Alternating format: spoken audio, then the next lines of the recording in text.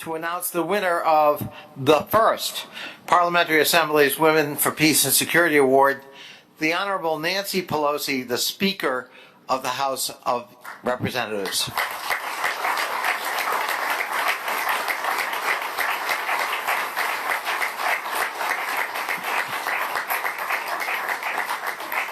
In her 33-year career in the House of Representatives, Speaker Pelosi has broken gender barriers and shattered countless glass ceilings as the very first woman Speaker of the House, the first three-term Speaker in more than 60 years, and currently the second in line to the United States presidency.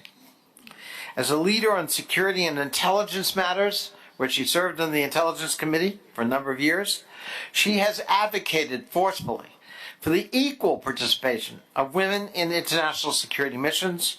She's raised the plight of women in conflict and fought for the involvement of women in reconciliation and recovery initiatives around the world, the criteria for this award. Under Speaker Pelosi's leadership, the United States Congress has advanced sweeping gender equality initiatives, both domestically and abroad, as she's urged women around the globe to know your power. It is in this spirit she has lifted up the cause of women in conflict, including elevating female leaders in the wake of the Arab Spring and working to counter violence against women amid, for example, the Syrian civil war. Speaker Pelosi was a member of this body, the NATO Parliamentary Assembly, for over a decade. During this time, and later as Speaker, she has led efforts to strengthen transatlantic security through U.S. congressional engagement with and support for NATO, allied countries, and the Assembly.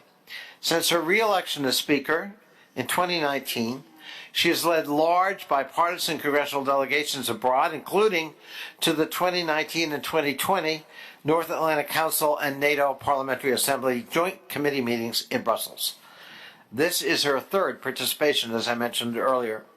She's also facilitated NATO Secretary General Stoltenberg's joint address to the United States Congress in observance of our 70th anniversary, making him the first ever leader of a multilateral organization to have the honor of speaking before a joint session of the United States Congress and providing him with a platform to propound on the importance of the NATO alliance and the unique transatlantic bond at a critical moment when it was under attack. Many congratulations to some who argue maybe the most consequential speaker in the history of my country, Nancy Pelosi. This is heavy. So we'll do a picture, but we're going to do...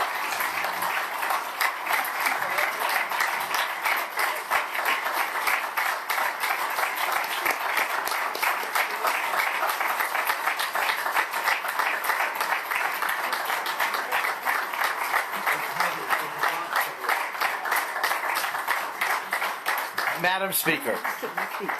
Well, that's your speech, Rooks. I took her speech. I guess I'll just have to do without it. Thank you very much, Mr. President, and congratulations to you on your re-election as President of this very, very, very important, crucial organization at this time. Thank you to the NATO Parliamentary Assembly, to all of you for this wonderful award, which I will display with great pride in the Speaker's office in the Capitol as a constant reminder and inspiration of the work that you do and the importance of parliaments in the work of security, economy, governance, the issues that brought us here today. I'm honored to receive it from you, Mr. Chairman, Mr. President. Mr. President, has a nice ring to it, because of your great leadership on foreign policy and security for so many years in the Congress, of course recognized by your colleagues here, but also in the House of Representatives. I want you to know how respected his voice is in the Congress, and again, we take great pride in his presidency of this organization. Thank you, Jerry Conway. So here we are in Lisbon, and here we are just honored not only by the beautiful hospitality and the cultural experience and all the rest of the Portuguese government and of the Parliament, Mr. Speaker, but also by the seriousness of purpose of the comments that you both made here today. Mr. Speaker, it was an honor to hear the array of concerns that you, challenges that you placed there, Mr. Prime Minister, the values, the framework in which you put it, and then to hear Jerry talk about a new way to look at all of this. Clearly, listening to the Prime Minister and the Speaker, it's clear that the Atlantic Ocean does not divide us, but is unifying to us. The transatlantic relationship is one that we value.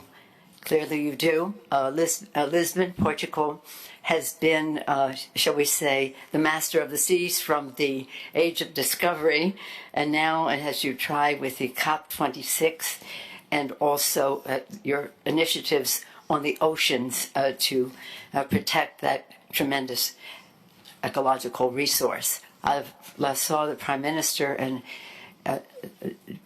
Spain, in Madrid, for COP25, where, again, your leadership was so evident, Portugal's leadership so evident. So it's an honor to be with you.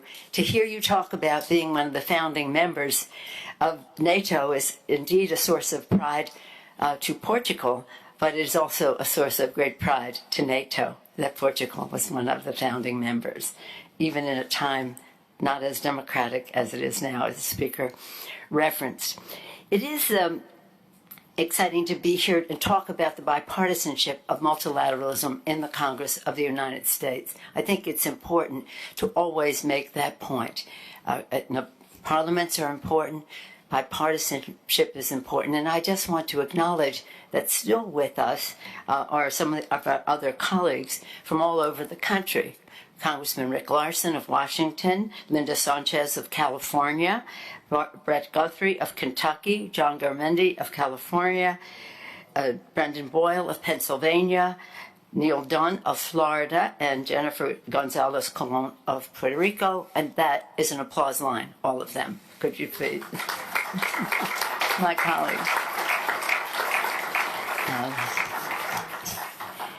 America's commitment to our transatlantic partnership is proudly, as I say, bipartisan, but it is also ironclad, recognizing that NATO is a pillar of peace and security around the world. As a former NATO PA member, a key priority for my speakership has always been reaffirming and strengthening America's commitment to NATO. That I was honored to host Secretary General Stoltenberg for an historic address to a joint session of Congress to mark 70 years of NATO in 2019, as President Connolly mentioned. It was an historic day for us in the Congress, and we were greatly inspired and given much hope by the Secretary General's presentation. Thank you, Secretary General, for honoring us then with your presence. And just last week, was it, back in Washington, D.C., meeting in a bipartisan way. So the ongoing recognition from both sides of the Atlantic of the importance. And members of Congress, led by Jerry Connolly, as I said, met with the Secretary General just last week. I take special pride in Secretary General because his parents were in school and working in San Francisco when he was born, so we have that connection. We also have a connection with this bridge.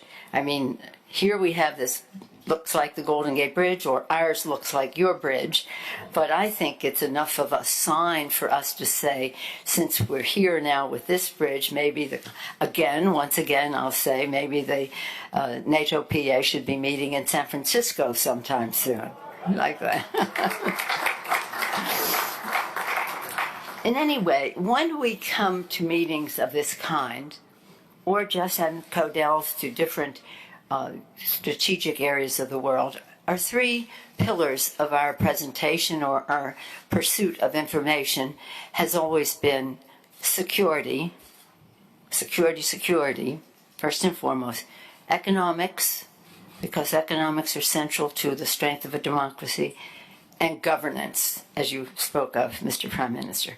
Governance. As you mentioned, NATO is not just a security alliance, it's a values, a cohesion built around values. And governance, again, is about our values. It's an expression of integrity, and it is a way to stave off corruption, which is so destructive to democracies or those countries who aspire to more freedom. So I was glad to learn about the discussion for the Center for Democratic Resilience. The Center for Democratic Resilience that President Connolly was talking about, increasingly made more necessary because of autocracy raising its head and challenging democracy in many places, as well as the corruption that frequently goes with autocratic rules. So the peaceful world, the world at peace that you talked about, is one that is furthered not just by security and fairness in our economies, but it's also about values and governance. And that is so important. And that is really this center, what are we calling it? The Center for Democratic Resilience is in furtherance of NATO's purpose. It really is.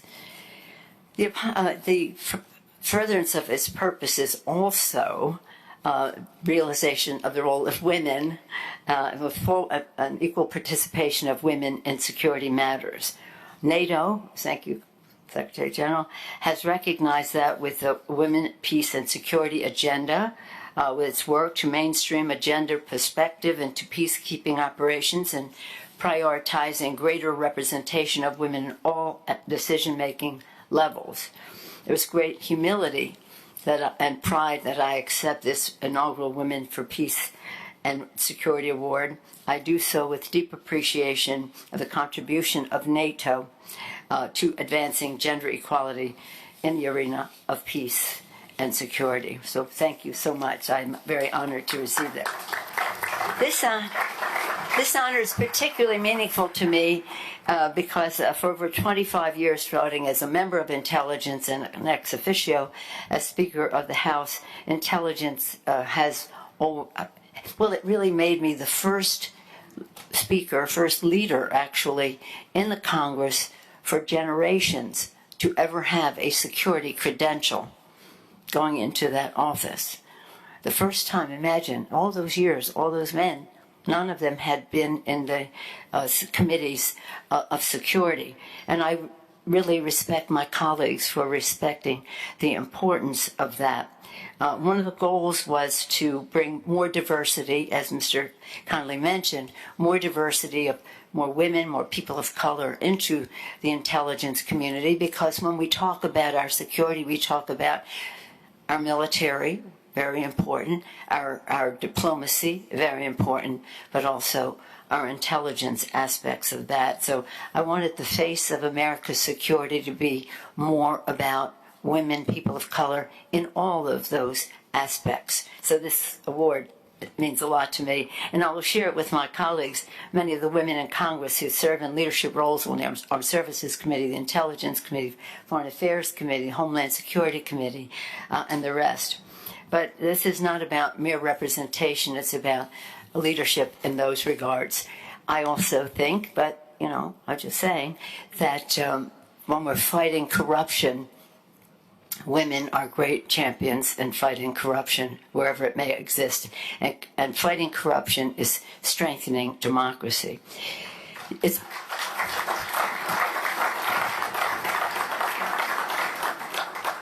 A lot of voices of women are needed, have always been needed, but right now, when we talk about Afghanistan, it's so much in our hearts and our minds. I wear this ring given to me by the women made by the women of Afghanistan. I've been there many, many times over the last 20 years. And we visited the women, and of course in Kabul, the very accomplished women, lawyers, doctors, university heads, leaders in every way, and so impressive. But also to visit in the hinterlands, the poorest of the poor women, beggars, really, people working in agriculture and the rest, who are very poor but were very thrilled that their daughters could go to school. But one time I was on a trip, took a fixed wing, helicopter, armored car. Practically, I thought we were going to ride a donkey to get to where these people were. So remote were the regions we were going to.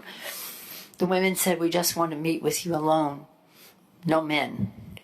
we had a women's delegation. We would take a delegation of women to visit the women many times.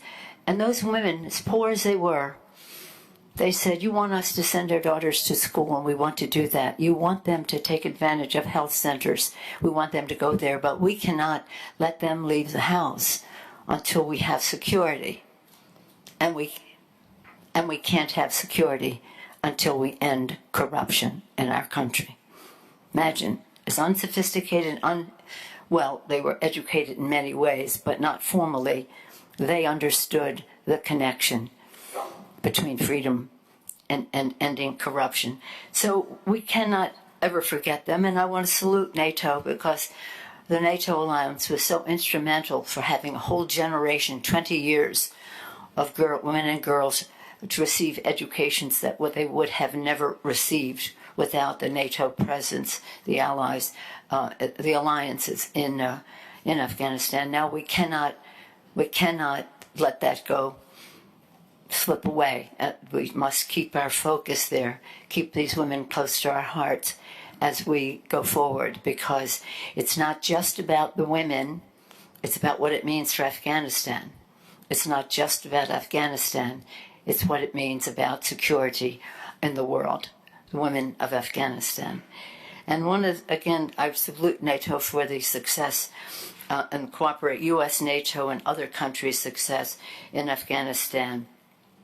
And commend you as well, Mr. Prime Minister, and your country for your involvement there.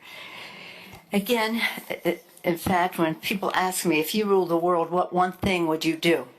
I think about that a lot. If any of us ruled the world, what one thing would we do? And that would be easy. It would be to prioritize the education of women and girls. It would make the biggest difference, not only in their lives, their families, their communities, but to the world. Because we truly do believe that when women succeed, America succeeds, or any country succeeds, but globally we all succeed. And so that's why I'm really especially honored to receive this award. I was so challenged as well as impressed by the array of concerns that the Prime Minister put forth. It's hard to prioritize so many things, except they fall into the categories of security, economy, and the rest. And as the distinguished Prime Minister wished you well in the deliberations and that have taken place so far and what will come next, it is my honor to join him in wishing you well in all of that. So many things that we talk about in the time of COVID, in the time of climate crisis, in the time of cybersecurity, in the time of challenges, as our distinguished president mentioned, of China coming forth. So it is an interesting time, and I'm always about time, the age of discovery, getting back to Portugal and the age of discovery. Who would succeed were those who could count time, where they could do latitude by the stars, but they couldn't do latitude. It was hard to do latitude. So if you went someplace and you found something, discovered something, you could see what star it was under, but you couldn't longitude. It was hard. So who could ever discover how a clock could really put down markers, latitude and longitude? So I've been very interested in time. And so when our founders in our country, Mr. Connolly and my colleagues have heard me say this again and again, at the beginning of America's revolution, in the dark days of the revolution, forgive my friends from UK, they've heard me say this too, in the time of our revolution, Thomas Paine said, "The times have found us. The times have found us." Found them to declare independence, fight a war, win a war, establish a country. The times found them, found Lincoln when he kept our country together, found our allies in World War II to protect freedom and democracy and have peace, a peaceful world. Well, not to place ourselves in the category of greatness of all of those people, but understanding the urgency of the challenges spelled out by the Speaker, by the President, by the Prime Minister, and by all of you coming here for that purpose. The times have found us. Times have found us to save our democracies. The times have found us to save our planet. The times have found us to ensure that the blessings of liberty and democracy are there on a planet that is intact as we pass it on to future generations. So thank you all for the time you take, the commitment you make, the ideas you present, the focus you place on security, on economy, and on governance. And good luck to you in your final deliberations. We all look forward to the statements that you will make. And as a member of the House of Representatives, I thank you again for recognizing the extraordinary leadership of Jerry Connolly, Mr. President. Thank you all so much.